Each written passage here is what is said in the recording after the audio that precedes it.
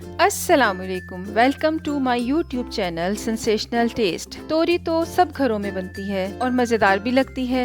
अगर आप एक ही तरह से तोरी खा खा के थक गए हों तो मेरी ये ट्विस्टेड रेसिपी मस्ट ट्राई करें, आपको यकीनन बहुत पसंद आएगी। बिस्मिल्लाहिर्रहमानिर्रहीम, अपनी रेसिपी को स्टार्ट करते हैं। इसके लिए जिन इंग्रेडिएंट की ज़रूरत है उसमें सबसे पहले है 1 tablespoon coriander powder, 1 tablespoon ginger garlic का paste, half teaspoon cumin seed या फिर ज़ीरा, सॉल्ट जो है वो अकॉर्डिंग टू टेस्ट होगा, 1 टीस्पून टर्मरिक पाउडर या हल्दी powder, 1 tablespoon red chili powder, half cup oil है, एक बड़े साइज़ की ओनियन है उसको चॉप कर लेना है, 3 बिग साइज़ के टोमेटोज हैं उनको क्यूब्स में काट लेना है, हाफ चिकन क्यूब है ये ऑप्शनल है, और 1/4 कप जो इसमें ट्विस्ट है वो है मसूर की दाल।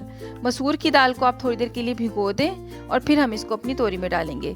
1 केजी जो है हमने यहाँ पे तोरी ली है। अच्छा, तोरी को हम 2 तरह से छील सकते हैं, या तो आप छुरी से इस तरह छील लें जैसे कि पोटैटो भी छीलते हैं, या फिर ये कि आप इसके छिलके उतार लें। अब मेरे जो तोरी है उसके छिलके थोड़े से हार्ड थे, इसलिए मैं अपनी तोरी के छिलके इस तरीके से उतार रही हूँ।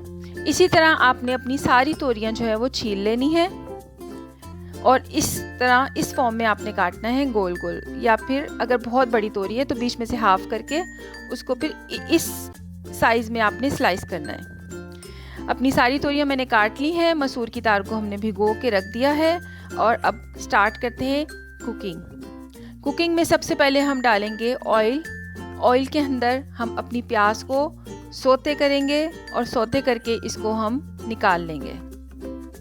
जब हमारी प्याज जो है सौते हो जाएगी या थोड़ी सी कच्ची पक्की हो जाएगी या सॉफ्ट हो जाएगी, तब हमने अपनी प्याज को बाहर निकाल लेना है, इसको रेड नहीं करना।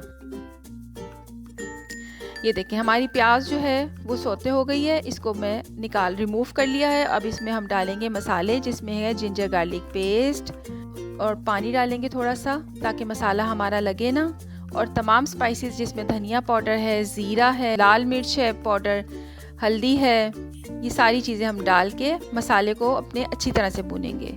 अच्छा, कुकिंग की ये टिप है कि जितना अच्छा आपका मसाला जो है वो भुनेगा उतना ही अच्छा जो होता है आपके सालन का या जो आपकी ग्रेवी होती है उसका टेस्ट आता है।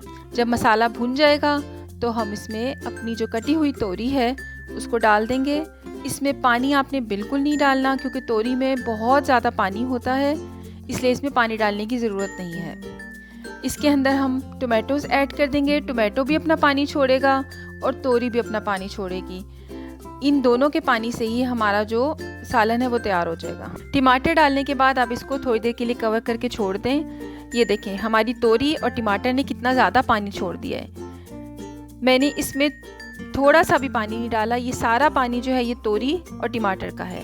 अब जब हमारी तोरी और टमाटर थोड़े से गल गए हैं, इस स्टेज पे हमने अपनी जो मसूर की दाल भिगोई हुई है वो डाल देंगे, क्योंकि मसूर की दाल को भी पकने के लिए थोड़ी टाइम रिक्वायर्ड होता है। अब हमारी मसूर की दाल, तोरी और टमाटर सब कुछ गल चुका है।